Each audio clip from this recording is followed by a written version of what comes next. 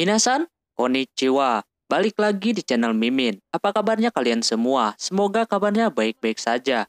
Di video kali ini, Mimin bakalan bacain alur cerita anime yang berjudul Rail Wars. Anime ini rilis tahun 2014, genrenya action, harem, sama polis. Anime ini bercerita tentang seorang siswa SMA yang bercita-cita menjadi seorang masinis. Namun setelah ia lulus, pas mendaftar, dia mendapatkan posisi yang tidak sesuai dengan keinginannya. Dia ditempatkan jadi security force atau bagian pengamanan stasiun dan juga kereta. Seperti apa alur selengkapnya? Langsung saja ke video intinya. Audio Jungle. Film diawali dengan anak bernama Naohito Takayama. Dia duduk di bangku SMA mau menuju ke tempat pemagangan. Di perjalanan ada bocil nangis, balonnya nyangkut. Tak lama ada cewek berambut merah membantunya, dia Sakurai. Di belakangnya pun ada cewek menggoda lain bernama Komi. Kebetulan mereka berdua tujuannya sama dengan Takayama. Sesampainya di sana, Takayama duduk bersebelahan dengan Komi, lalu berkenalan. Mereka dimasukkan ke dalam satuan pengaman. Guru tersebut memberikan sedikit tugas dari satuan pengaman tersebut. Lalu mereka akan melakukan pelatihan dari sekarang beserta ujiannya. Singkat cerita, ujiannya telah dilaksanakan. Si Komi menduduki peringkat pertama. Takayama terkagum-kagum sama dia. Di sebelahnya pun bernama Iwaizumi, jadi pengen dapat bimbingan dari si Komi juga. Alhasil mereka berempat jadi satu kelompok, menjalani pelatihannya bareng-bareng. Setelah itu mereka melakukan pelatihan di luar dengan tugas dasar yaitu kereta uap. Tugasnya cuma masukin batu bara aja. Tapi kecepatannya harus menyentuh kecepatan 100 km per jam. Kelompok yang pertama adalah Takayama.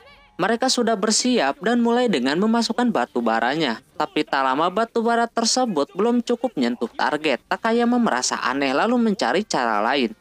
Dia menggunakan strategi agar lebih efisien. Setelah lama berusaha, akhirnya nyentuh target dan mereka pun lulus. Dengan begini mereka akan lanjut ke pelatihan terakhir.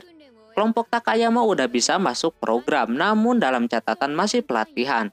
Alhasil kelompok Takayama dikirim ke JNR OJT, bagian satuan pengamanan. Pas diberi arahan oleh atasannya, ada yang janggal, ada yang mendengar gonggongan anjing di kereta. Alhasil Takayama dan Komi ke sana. Takayama nanyain kenapa Komi tertarik kerja di kereta. Pas dia mau ngambil anjingnya, di atas atap Takayama auto melihat bawahannya. Komi memilih kerja di situ karena suka sama seseorang. Alhasil Komi hilang keseimbangan dan jatuh dengan posisi yang tidak biasa. Terus mereka membawa anjing tersebut, lalu didata. Pas Takayama keluar, terjadi penjambretan di depan si Takayama. Alhasil mereka berempat mengejar jambret tersebut. Tak lama atasannya menelpon, tapi sama si Sakurai dimatiin karena lagi genting. Namun sayangnya jambret tersebut keburu menaiki kereta yang kebetulan mau berangkat. Jadi mereka gagal mencegah. Kagak ada kereta yang jalan di waktu yang sama. Setelah dipikir-pikir, Takayama punya ide untuk menaiki kereta pengecek rel. Karena kereta tersebutlah yang memiliki kecepatan lebih tinggi dibandingkan yang lainnya. Singkat cerita, Takayama dan yang lainnya sudah sampai duluan. Lalu terjadi baku hantam di sana. Setelah kejadian itu bukannya mereka diberikan apresiasi malah dimarahin. Jadinya mereka dikeluarkan. Namun setelah beberapa hari Takayama diterima di OJT jadi satuan pengaman. Dan tanpa disengaja satu kelompok lagi sama mereka bertiga. Kagak ada bosan-bosannya, mereka bareng-bareng lagi. Di situ ada pengawasnya cewek cantik bernama Lida. Di sisi lain para petugas keamanan dapat kabar kalau ada bom yang harus dijinakkan di Yokohama. Alhasil mereka bersiap-siap untuk pergi. Si Takayama ketakutan. Kalau itu juga bagian dari pekerjaannya. Namun Lida menegaskan kalau mereka hanya ditugaskan di Tokyo saja. Alhasil Takayama tenang. Terus dia membantu nenek-nenek yang mau naik kereta apa. Terus ada bocil yang nangis di sana. Takayama nggak mampu meredakan nangisnya itu. Tapi giliran sama Komi baru bisa berhenti. Di sisi lain, Sakurai pengennya jadi pengaman, kayak tentara gitu. Tapi sayangnya tugas di situ cuma ngebantu pelanggan dan juga melindunginya. Pistolnya pun diambil sama si Lida. Setelah itu mereka memasang kertas berita di mading gitu. Namun si Lida ngajakin cewek-cewek makan duluan. Lida meneraktir dua cewek itu di restoran yang mewah. Yang katanya makanannya cocok banget sama yang lagi gelisah. Dipakein nitrogen kayak gitu. Terus Takayama dan Iwaizumi yang lagi kerja tiba-tiba ada bom meledak di loker samping. Untungnya kagak kena. Atasannya dapat info kalau sebenarnya bukan di Yokohama bom itu berada tapi di Tokyo sendiri. Penjahat itu meminta bayaran 11 M. untuk bisa memberitahu bom itu ada di mana. Alhasil kepala kereta mau nyiapin uangnya. Ketika Takayama mau mengevakuasi, sama Lida kagak boleh karena takut pada panik. Terus pemberangkatan bisa terkendala. Waktunya tinggal 1 jam lagi. Takayama punya ide untuk mencari bom tersebut. Sebelum para polisi yang dikirim ke Yokohama balik lagi, mereka mencari-cari dengan alat pendeteksi. Semua satpam pun ikutan nyari juga, tapi hasilnya nol. Tak lama Komi dapat telepon dari penyimpanan barang kalau anjing yang kemarin tidak berhenti menggonggong. Si Iwaizumi dapat ide kalau bisa jadi bomnya ada di sana karena anjing punya insting. Setelah mereka ke sana dan coba Sakurai dengarkan dan ternyata emang ada di tempat anjing tersebut. Iwaizumi langsung menutup jalan ke situ dan Komi memberikan info kepada si Lida. Terus si Sakurai memakai cara supaya bom tersebut tidak jatuh. Lalu dia mencoba melihat bom tersebut dan memotong kabel-kabel yang ada di sana. Sakurai udah terlanjur walaupun kagak dibolehin juga. Di sisi lain kepala kereta udah mau bertemu sama pelakunya.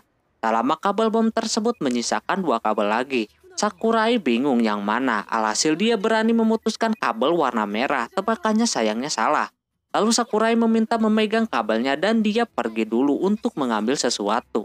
Si Komi pun ikutan pergi juga untuk menyelamatkan penumpang yang lain.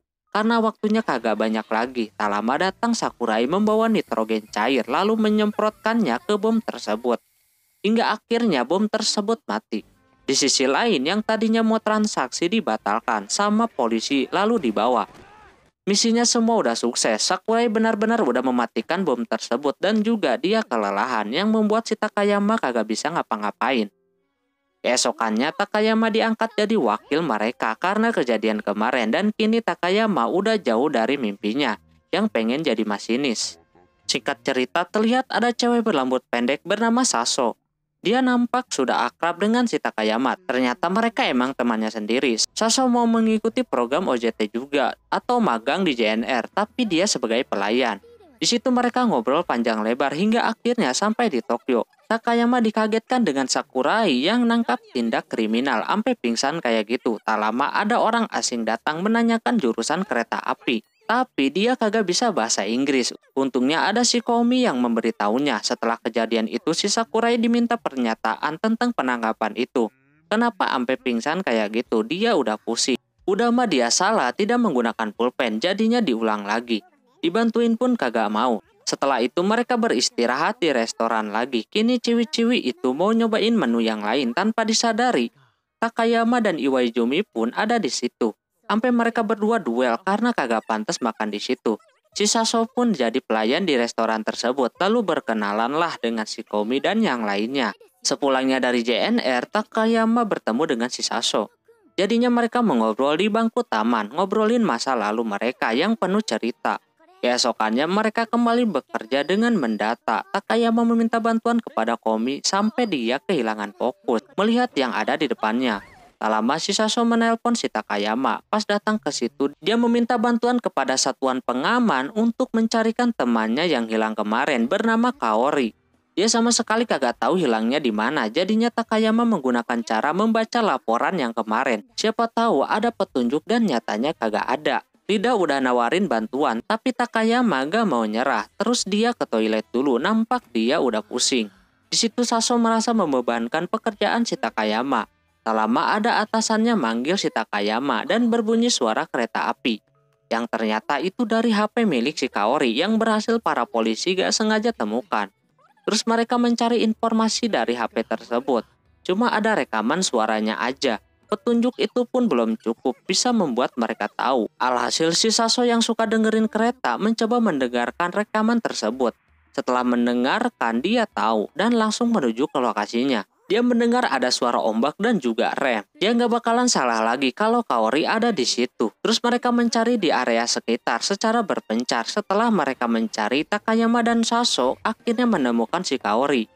Lalu si Takayama memberi info kepada yang lainnya, namun tak lama datang para penjahatnya. Lalu terjadi baku hantam, dan penjahat itu ditangkap. Lida makin menunggu kisah selanjutnya dari satuan pengaman terutama Takayama. Keesokan harinya mereka berangkat bersama lagi. Kini si Saso membuat si Takayama malu, lalu Takayama berangkat kerja.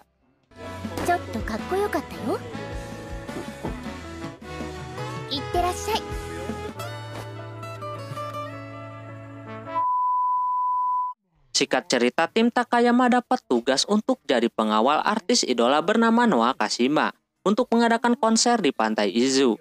Sekalian JNR yang jadi sponsornya. Tapi dari salah satu anggota itu kagak ada yang tahu, cuma atasannya aja nih yang ngefans banget.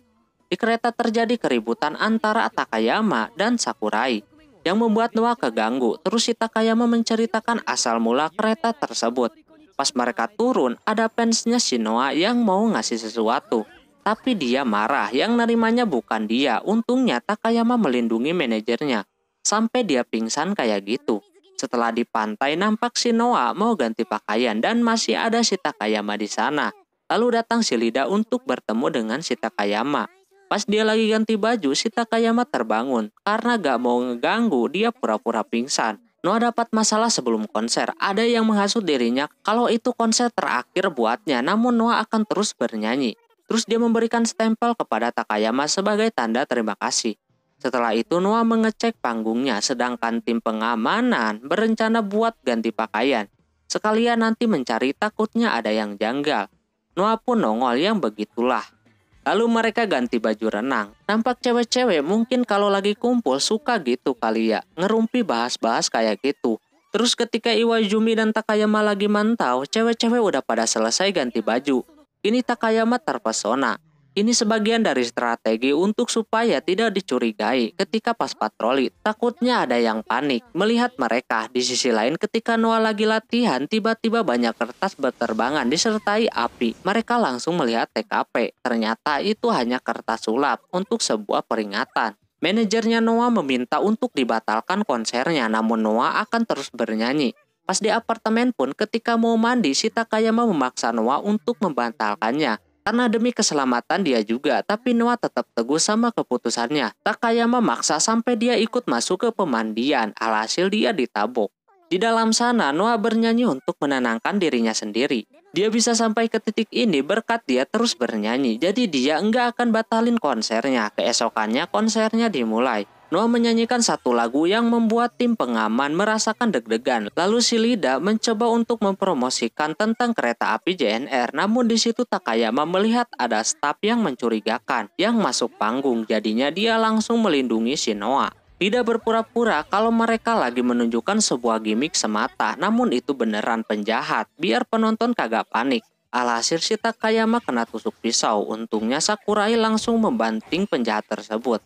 Berkat itu penonton semuanya aman dan tenang. Sesudah konser, untungnya di kantongnya si Takayama ada stempel yang dikasih dari si Noah.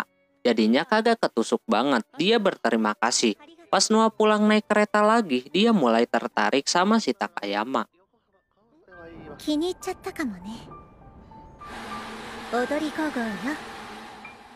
Oke, mungkin segitu dulu untuk video kali ini. Bila anime ini mau dilanjutkan, silahkan like yang sebanyak-banyaknya.